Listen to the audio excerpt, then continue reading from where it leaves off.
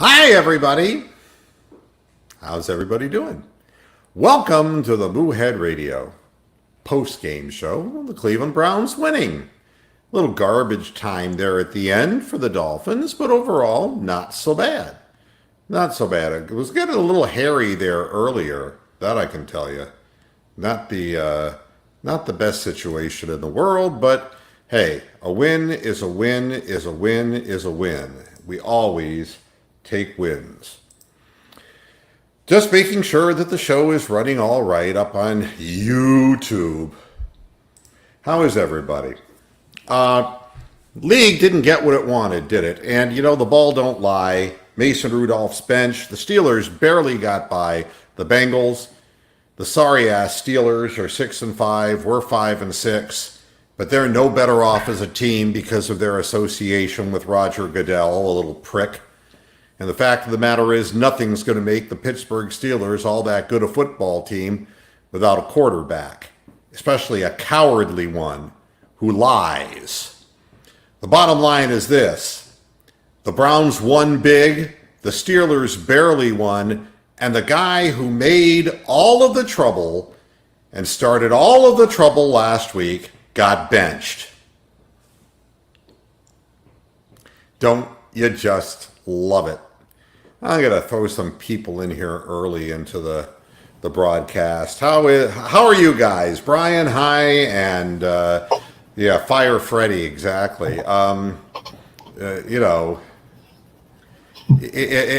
don't understand some of the play calls again.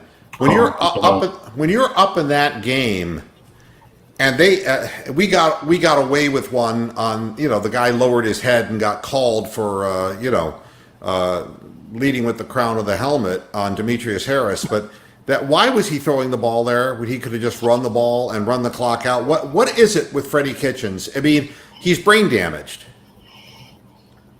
Well, and the goddamn cutesy play again that almost ended up in a turnover. Yep. We had two deflections that were interceptions. And, luckily the one got called back, but still, they got damn lucky on a couple of those calls.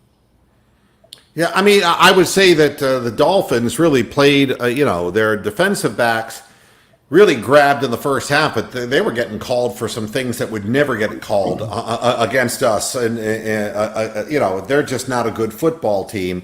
And I think it's all about getting ready to fire the head coach in Miami. And honestly, at halftime we talked about this, and I talked about it on Friday's show as well. And there was a perfect illustration, and that back view that we got from the end zone on the interception, on Schobert's interception, flushing Ryan Fitzpatrick out of the pocket, forcing him to throw while he's on the move. Throws the ball back across his body, back into the middle of the field, two no-nos, throws the ball behind his receiver who gets his backhand on it, tips it up in the air, Schobert intercepts it. And that's a microcosm on how to defeat Ryan Fitzpatrick. Unfortunately, for the majority of the afternoon, this backup group of defensive linemen, it seemed that Steve Wilks was content with dropping men in coverage and just acknowledging that he had no pass rush to try to cover. I don't know. I saw him calling a lot more blitzes in this game than we're used to seeing the Browns have to. Yeah, but he had three-man fronts, though, while he was calling these blitzes. It was quite weird, but I thought our linebackers played a great game. And especially Schobert. Yeah, the Dolphins' passing offense is a lot like New England's, only without the talent.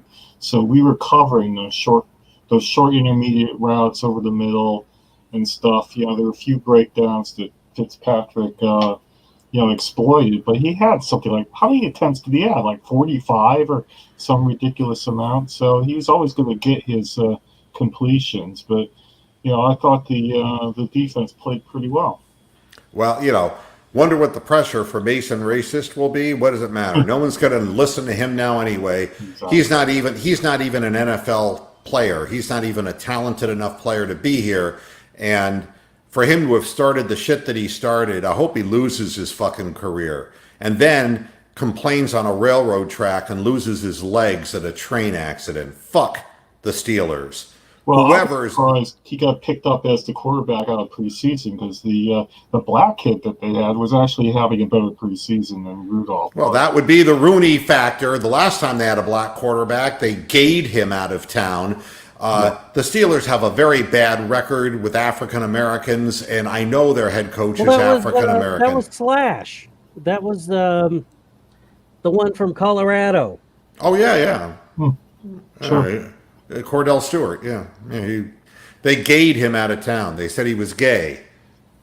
I don't know if you remember that, but the city of Ryan had 39 pass attempts, Bronk. Yeah, well, 40 exactly. The thing is that Cordell Stewart, they didn't have to try to out him as gay and all of that thing. I mean, he wasn't all that good, but hey. You can't call a guy black in Pittsburgh, but you can call him a black queer, and that's what they did, and that's the kind of bullshit that the city of Pittsburgh is famous for. And I'm looking at all Baker Mayfield, by the way, 24 of 34, 3 TDs, 1 interception, and could have been 2, 327 yards in passing. I mean, the Dolphins were unlucky with some of those penalties. They were getting penalties called on them like we used to get called on. That's right. They looked like fucking Buster Screen penalties. How many times did Buster Screen get penalties exactly like the Dolphins defensive backs were getting today? It was almost eerie how similar it looked. It looked like a Browns game in reverse today. Well, they're not a winning team, and they're going to pay the price when you're a weak sister. And we've been a weak sister for so long. Nick Chubb ended up averaging 5 yards a carry anyway, 21 carries, 106 yards, and that beastly touchdown to absolutely lock it all up. He is a remarkable running back. You know what? If you gave him the ball more often, that average, I bet, would go up. It wouldn't go down. It would go up. He's better than McCaffrey. Let me tell you, they're all talking up McCaffrey, and of course the NFL would because, I'm not going to get into the race card. But the bottom line is that Nick Chubb is the best running back in football right now. It's Jim fucking Brown on the Browns. I mean, he is godlike in his leg strength and his ability to carry men and the patience that he exhibited on that last touchdown. And he also had 3 catches for 58 yards. Yeah, the thing that's amazing about that. So he had 164 total yards today. That run, I mean, he's stopping, picking his way, and he has enough burst and lean and leg drive that he came to a complete stop close to the goal line, which is, of course, a no-no, and he just powered right in. I mean, it's really impressive. To say Sam the Hunt least. Scored his first touchdown as a Cleveland Brown today. That's on a right. rushing play, no less. And, Landry with 10 receptions for 148 yards. That fade pattern, again, that was the same play we ran last week.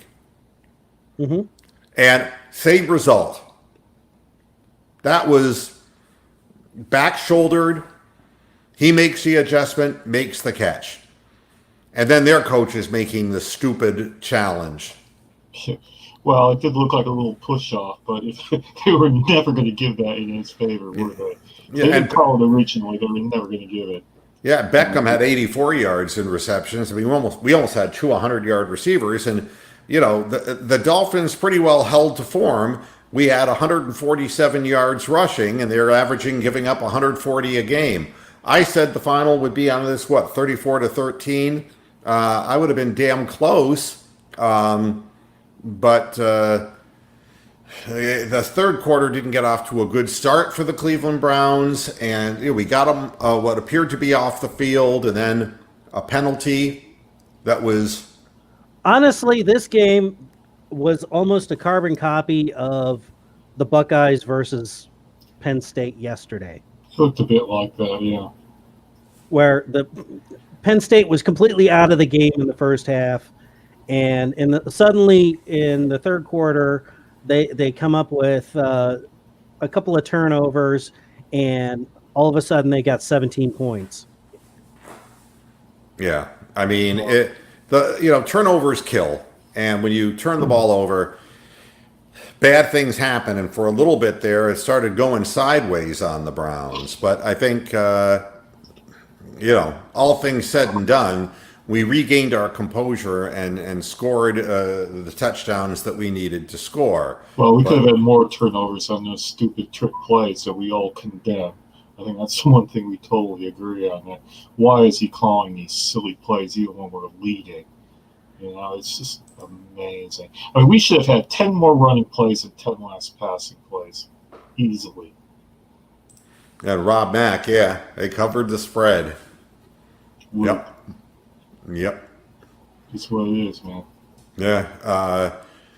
I would say this: the interception was not Odell Beckham's fault. That was Baker throwing the ball behind. There's something that's bothering me still about Baker Mayfield, and I don't mean to be complaining when we scored 41 points, but when he's going to throw that slant, I think he's double clutching it sometimes and missing it by a beat and throwing the ball a little bit behind people. That's going to come back to haunt him on that slant. That's how pick sixes happen. The other thing about that double clutching is it gives the defense time to react to the play, because he ends up doing it anyway. It's not like the double clutch is faking out the defense. It's actually zeroing them in on where the ball's going to go. So it's a horrendous look all the way around. Yeah, and we coached on that, and we've got a head coach who's apparently an ex-quarterback. Well, I don't think anybody considered Freddie Kitchens a big-time Alabama quarterback. Let's be honest about that. He's not a quarterback whisperer any more than Hugh Jackson was. That's for sure. Well, Baker had 3 completions of over 30 yards today. 1 to Chubb, 1 to Beckham, and 1 to Landry. Yeah, and he threw some very good balls, and a few sailed in the second half, which has been kind of the negative on Baker this year, that the ball tends to sail kind of Boomer Esiason style. You're kind of, when he's not right, he's, up high and losing, Well, it looked like perfect conditions to play football in, really. So it wasn't like it was like super windy or rainy or snowy or anything like that. So if he was still having a bit of issue with overthrowing the ball, then that's down to him. You can't blame the field or the conditions. Well, I thought Odell played a fine game, and that interception was not Odell Beckham's fault. You're running a slant, and that ball's thrown that far behind you. He tried to make a play, but that ended up knocking the ball up in the air and facilitating an interception. What's he supposed to do? 80% of the receivers wouldn't even gotten a hand on that ball. At least Beckham got a hand on it, and that's what sort of caused the interception. And, a lot of times guys wouldn't have gotten their hand back quick enough, and the ball would have just went right past them. Yeah, Wayne B., Browns are not a playoff football team. We're not. But it's going to be an interesting game next week because of all the overtones in the game.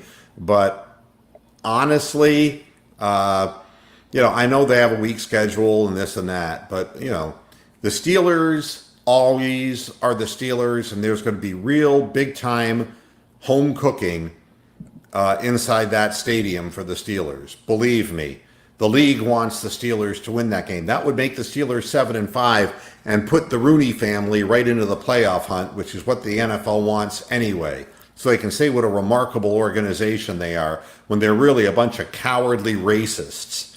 So the bottom line there is, I don't care, who we hurt. Again, go after the Steelers. The fact is, the Steelers were bumped, banged up, and bruised and barely got by the Bengals. That's really alliterative. And wow. Thank you. I'm a poet and don't know it. Correct. My feet are Longfellows.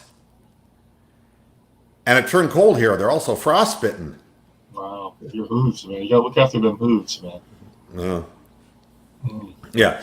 Whenever you need help, I'm reading some of the comments. Whenever you need help, to get to the playoffs, then you're not really going to get You're not a it. playoff team.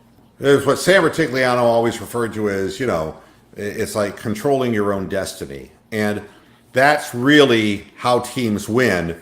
It's not by hoping somebody else fails.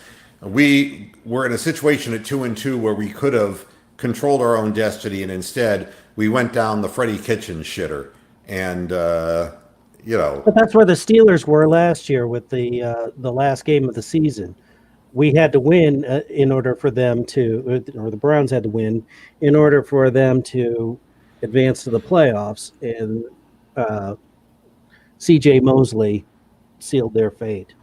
Cowardly, because Mike Tomlin for years has accepted the James Harrisons and the players who late hit the Cleveland Browns over the year and never said a peep about it and was never called out about it like the Browns did on one occasion here to the Steelers.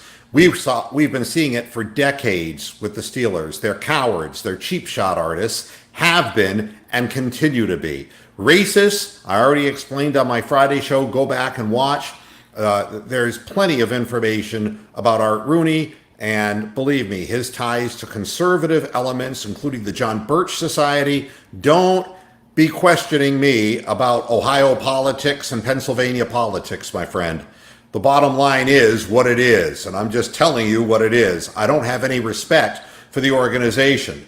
I have no love for any of it. The city, I got nothing against. Primanti Brothers makes a wicked good sandwich, okay? I got nothing against the city of Pittsburgh or the polluted Monongahela and Allegheny rivers. I got nothing against that. Fish do. I don't. All right? So, just as long, this is really what it comes down to, and a good comment here. You can always think of the game that kills you when you let a guy who's never started an NFL game in his life beat you. You'll always remember that one that if you'd gotten over the hurdle, you might have made the playoffs. And I have a feeling you're absolutely right about that, man. But here again, if he kicks 2 fucking field goals, they win. Yeah. Instead of going for it on 4th and whatever, and then ending up with 9 defensive Broncos on the offensive side of the fucking line of scrimmage, you could have kicked 2 field goals and won the game. Take the fucking points. Well, again, if Freddie Kitchens is back next year, it's going to be a very long season for me personally because I'm getting tired of complaining. The fact is, even when we win, the play calling is really illogical. And, that weird pitching double flea flicker bullshit thing, I don't understand it. And I think that, and he's laughing. Freddie Kitchens was laughing on the sidelines after that. He should be terminated. He's just not an NFL head coach. The other ridiculous thing he does is that when he calls the plays, he doesn't have the sheet over his mouth, so that the camera angle is still watching his mouth when he's calling the plays. He has to look like this, and you can still see him calling the plays. It's ridiculous. Well, I mean, again, that particular play, and I'm sure it takes fucking 20 seconds for him to get through the verbiage of the goddamn play call. Somebody is going to ask him about that play, I'm sure. And, Really? It'll probably be Mary Kay Cabbage for brains. What I'm wondering is if the way that he was laughing on the sidelines, I'm wondering if somebody went rogue on that play. I'm just wondering if this is a total lack of control issue. I mean, if that was the play call in that situation, he should be fired right after the game. I don't understand. But if it were something that the team fucked up, he'd have been angry. Why was he laughing? I don't understand the whole thing. Thanks, D-Bag. Appreciate it. Hey, we're entitled to winning sometimes, right? You're going to see both terrible towels and terrible flags. That's what you're going to see, because that's what they're going to call them in Pittsburgh. Terrible flags. And I don't even know, Hodges, is he the name of the quarterback now in Pittsburgh? Yeah, and he's actually he's a much more dangerous player than the predictable Mason Rudolph Valentino. Yeah, well, he's a coward. Rudolph is a coward. He doesn't even have the power of conviction of his own beliefs. You shoot your mouth off and you say, yeah, and look, this is not a secret. They benched him, and they benched him quick. And you know something? He's got a black head coach.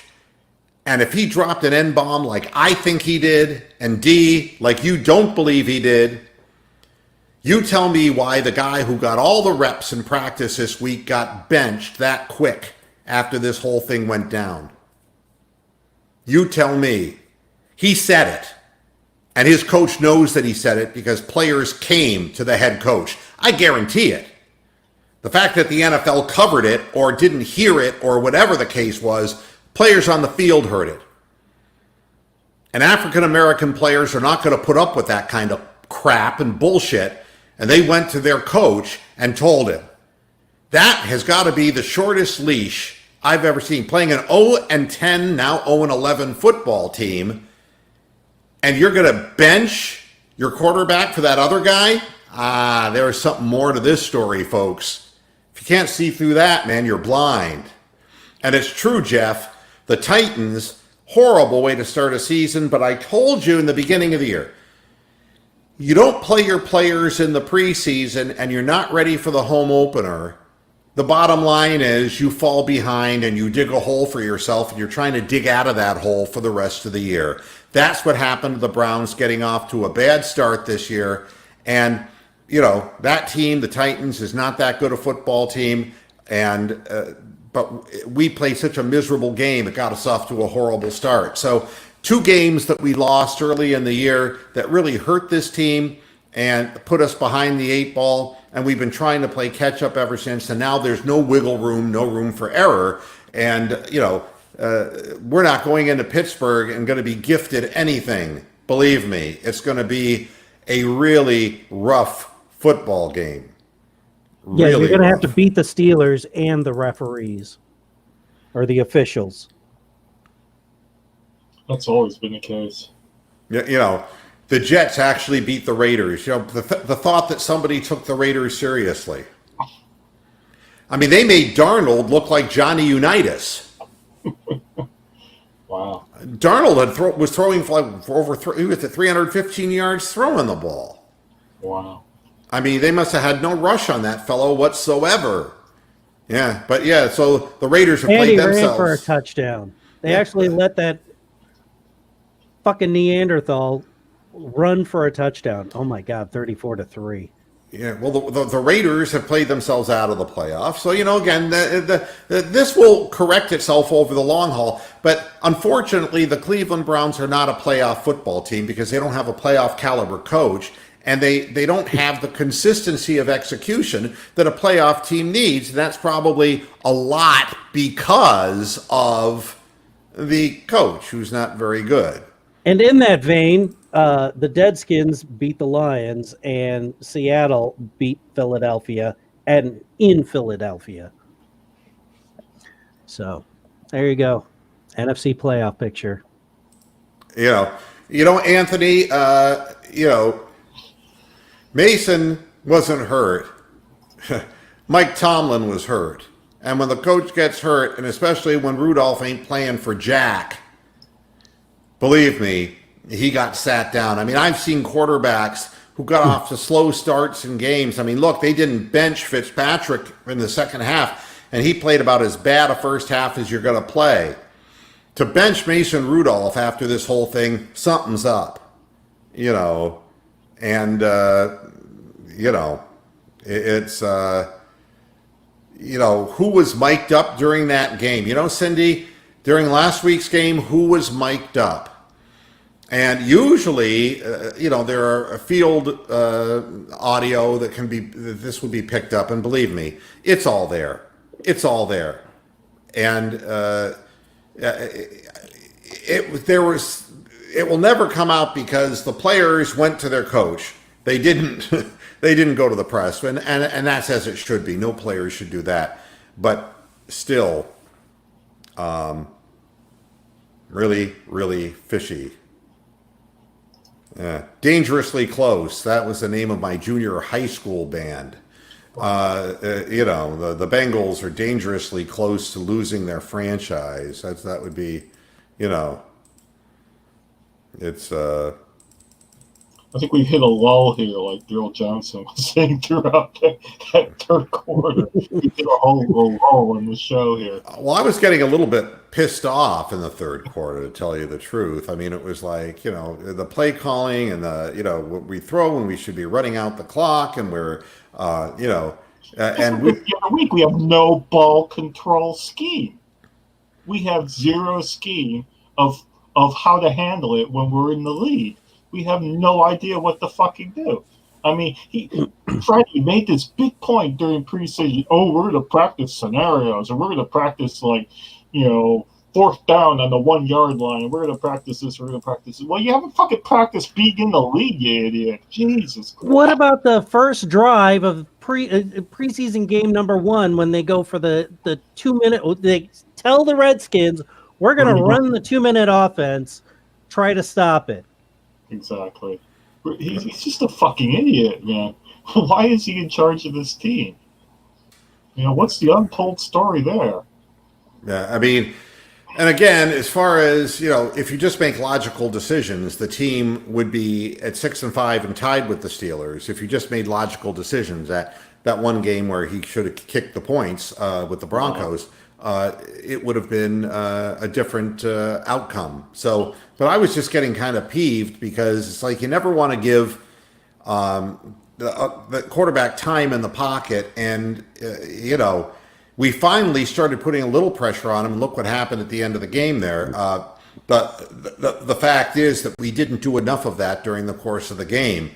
And, we were playing coverage. Greedy Williams did not look good in this game. He was getting beat by Devontae Parker, in man coverage. They stopped throwing the ball at Denzel Ward. They just stopped going his way. They were picking on Greedy Williams without a question. And, there's good and bad to all things. I think the offensive line, by and large, did a very good job. And they did a really good job in run blocking. And Teller was the only guy who really held and got called for it on the line. So again, the only mistakes that we made were snapping a shotgun right by Baker when he wasn't expecting it. And I don't know, Treader is going to have to explain what he thought he heard. And then you'll have the ridiculous play call that will probably never be thoroughly explained. Toby's asking, they're going to take illegal headhunting shots. Well, yeah, I mean, and not get called for it. That's the history of the Steelers organization. And, I just want the game to be decided like Game 7 was between the Cavaliers and the Warriors. Yep. And, it's just like, let the best team win. If the Steelers are the better team, God bless them, let them win. No, not God bless them, but let them win. If they're the better team, that's fine. But I don't want to see the guys in the stripes deciding the outcome of the game. Just let, and talk about, it was funny. A sometime contributor to the show, the inimitable Tony the Calf, he's all over Twitter, and he was cheering for the Dolphins, right? Trolling the Browns. Of course he does. Yeah. And he does that when he's not sober. So, and if he's doing it when he's sober, that's even worse. That's even the case. What kind of joy is there in that? So he was going on the, there's no reason to be Cleveland Browns fans, and then making racist comments about Myles Garrett, and all the things that you don't like at all. And I look at this and I say, well, the Browns last year were 7-8-1. That's going to probably be pretty damn close to what they are this year. All right? Yep. That's, what you see is what you get. But if you want to talk about miserable in sports, and I'm not going to go to Minnesota, because Minnesota is an Arctic charred wasteland. What I'm going to talk about is, how do you feel if you're the Golden State Warrior fans? 1 minute, you're the dynasty team, and Steve Kerr is the greatest coach who's ever lived.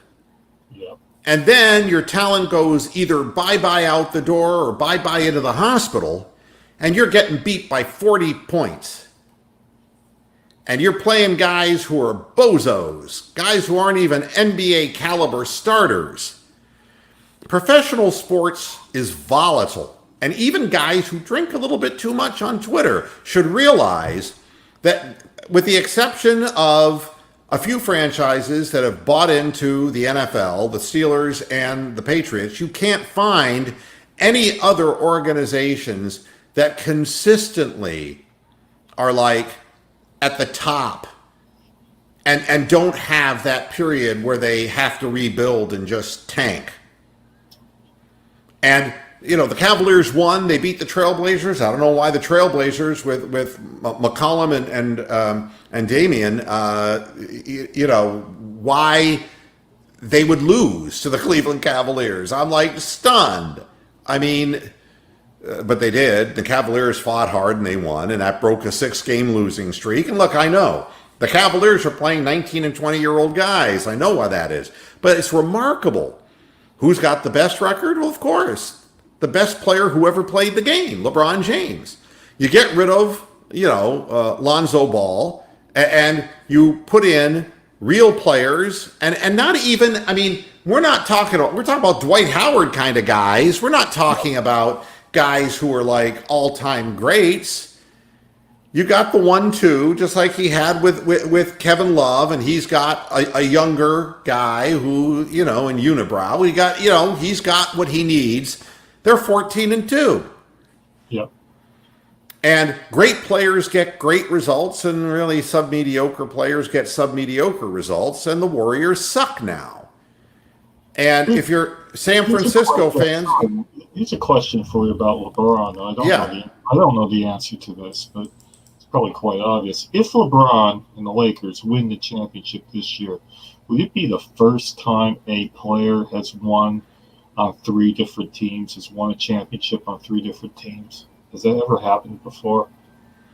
Where NBA, a major NBA player, not somebody like fucking James Jones, some ridiculous. No, I think so, because Shaq only won with the Lakers and Miami. He went to the finals with the Magic, but they got torched by Houston. Well, that's what I was trying to figure out. So if somebody like out there that has loads of time and nothing to do, like Tony the Calf, and go away and try to tap away and find out the answer on that. But that's what I suspect, that he would be the first person to ever do that.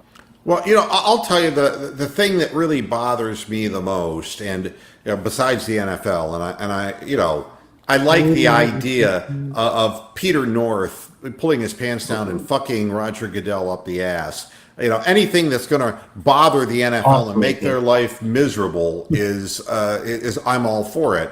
But what is really the sad thing is doing these post-game shows and seeing audiences cut in half when we win and doubled when we lose. And that has been consistent since I've been doing these shows for 15 years. It's a losing mentality. The city of Cleveland and Northeast Ohio has to get on a bandwagon here to support this rage against the NFL. They have not done justice to the Cleveland Browns organization. The organization has not done justice to itself, starting with the learners and we're partly to blame for that. It's a two-way street. There's blame goes to us and the organization. There is no good reason for the league to step in and make bad calls against an organization and single out an organization this way. It's unacceptable. The fans need to get behind it. We should be having a big celebration on the air today instead of me looking at half the size of a normal audience because, we won, I'm off to whatever I'm off to next. It's like, if you really believe in a cause, stand up for the goddamn cause. And my cause is I want equality for African-American players in the NFL. I want equality and parity for franchises in the NFL. And I don't mean the way they're run. I mean the way they're treated by the league. I want a safer game. I don't want these people to sit there and on one hand, rake a player over the coals for domestic abuse and then sit there and reduce the penalty of a guy who's kicking our best player in the head and punching him on the ground. Right. That's all. That's all. Pretty reasonable. To answer Bronk's question, we're getting Robert Ory as an answer from the audience. I'll and throw that John, one out. That don't and count. and John Sally. Exactly. So he'd be the first Hall of Fame player to ever do it. Then. It was disappointing from the standpoint that you step on people's necks. You come out ahead in that game, 28-3, and you're in the third quarter, and you stop them, and then all of a sudden the penalty, and then all of that, and you don't rush the quarterback when you know they've abandoned the running game. They have to throw every time, being as far behind as they are, and you don't pressure a 36-year-old quarterback because you're afraid to give up the big play. You got no balls. You got no balls. We could have made it easier on the defense by controlling the ball ourselves. I mean, we let Miami have the ball far too often and far too long in that second half. But we should have ran the ball down their fucking throats and limit their possessions to 4 or something. Well, I wanted us to be more aggressive going after the quarterback, because the fact of the matter is, when you got somebody down, you pin them and you keep them down. And there's going to be a game, whether it's next week in Pittsburgh, because they don't have the greatest offense right now with the lack of the quarterback position. You're gonna see us in a close game, and you can't afford to let your guard down for a minute. And it bothered me to see us coming out in the second half and lowering our guard and allowing them to get within 11 points in possession of the ball. That is not a good thing. That could have been 28-24 in a big furry hurry, and not a good thing. And letting a 36-year-old guy escape a pass rush and run the ball into the end zone again, it was like what happened to us against Russell Wilson when nobody was within 10 yards of the quarterback, nobody accounting for him. You can't let your guard down. You can't make mental mistakes, because teams, even not good teams, they were starting to get excited and whipped up out there. And that will come back because of Freddie's lack of discipline. This will come back and haunt this team when and we're going to be talking about it and saying, oh, God damn it, we knew that it was going to come to that. Because that's what it is. It is a potentially hazardous way of going about things. Do you guys feel that we have more talent than the Steelers at this present moment going into this coming game? Yeah. Say again, I was reading a comment. I'm sorry. Do you feel that we have more talent than the Steelers on our team? Yeah, sure. Definitely. They had more talent the last game. Yeah, I mean, it's, my feeling is that the Steelers right now should be kind of a car without headlights driving at night without a quarterback. I mean, they're kind of in flux. They're going to try to beat you with their defense, and they're going to try to beat you with the league.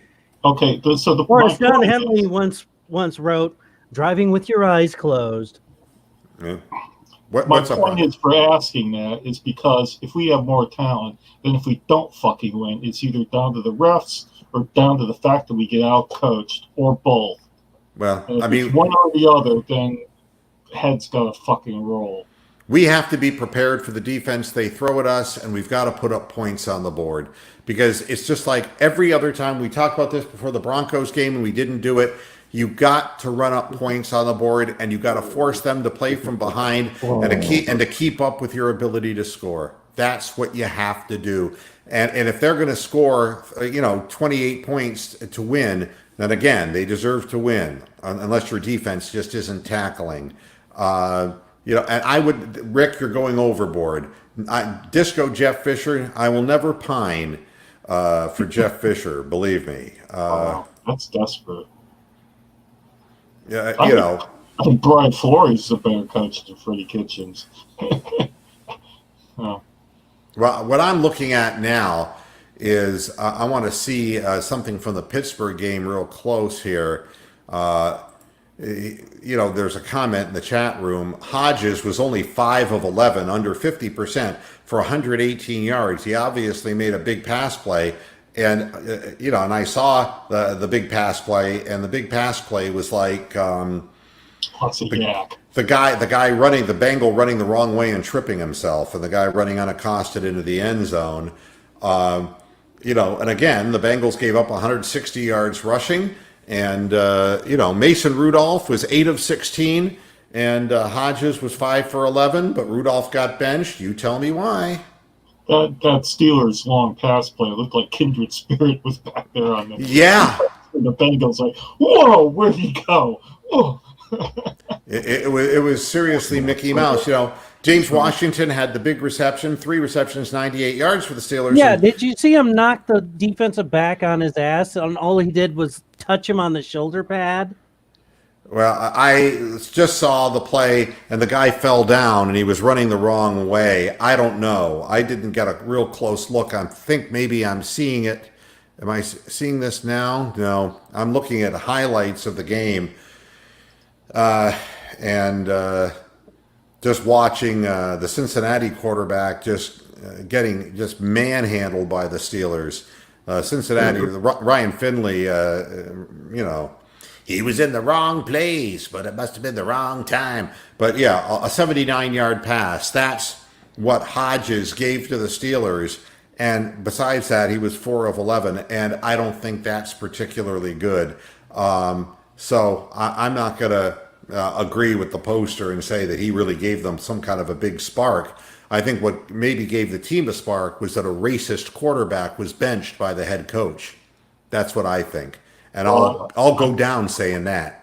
I've got my nomination for the Peter Alice moment of the game today. All right. So get Peter Alice ready. The Peter Alice moment of the game was the Miami Dolphins coach challenging Jarvis Landry for pass interference. So if you can take it away, Peter. Peter Alice, ladies and gentlemen. We'll get the mic right up to Peter. That's the second week in a row that the Cleveland Browns ran the fade pattern to Jarvis Landry, and why they couldn't see it coming in the first place, I don't know. But watching it in real time, let alone in slow motion, what is the coach thinking? Not only did he get 2 feet down, he got both of his knees down. He could have given the man a blowjob and stayed in bounds. Oh, God, it's just disturbing, and if you're a Miami Dolphins fan, it makes you just pine for the days of Don Shula, or even Dave Shula, or somebody who does the hula. Oh.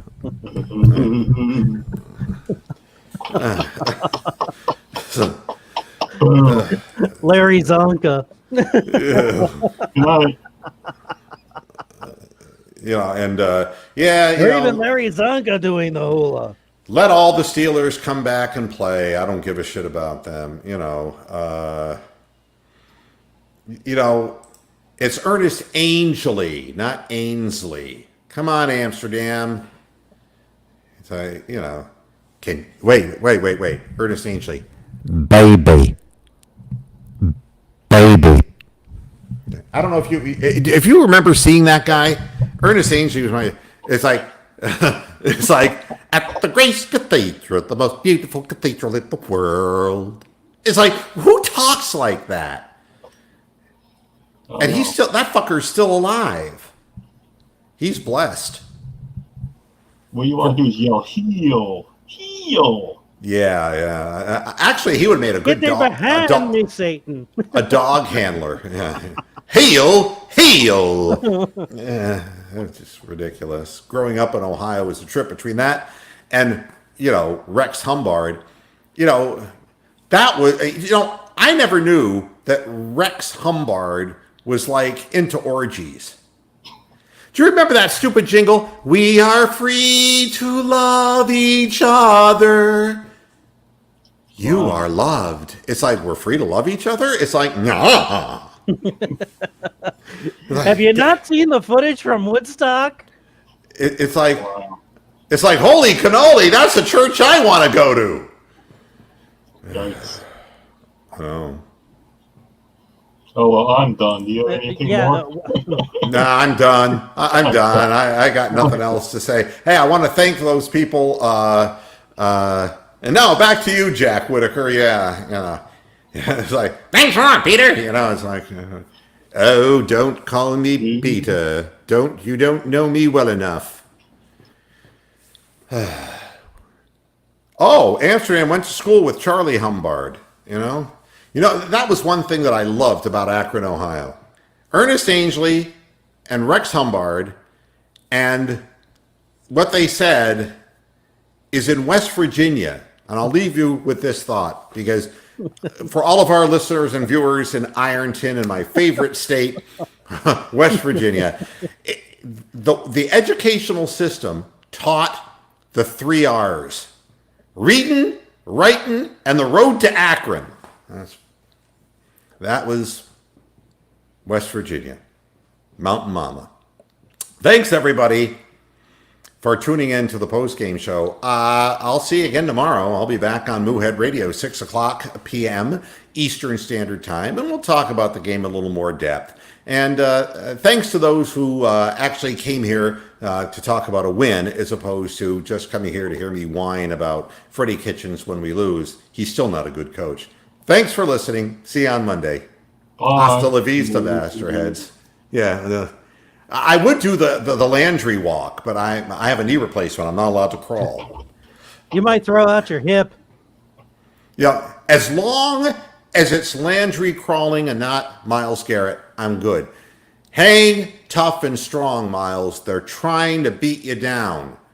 Stand your ground. I'll see you on Monday. Hasta la vista, Pastor Heads. Good night.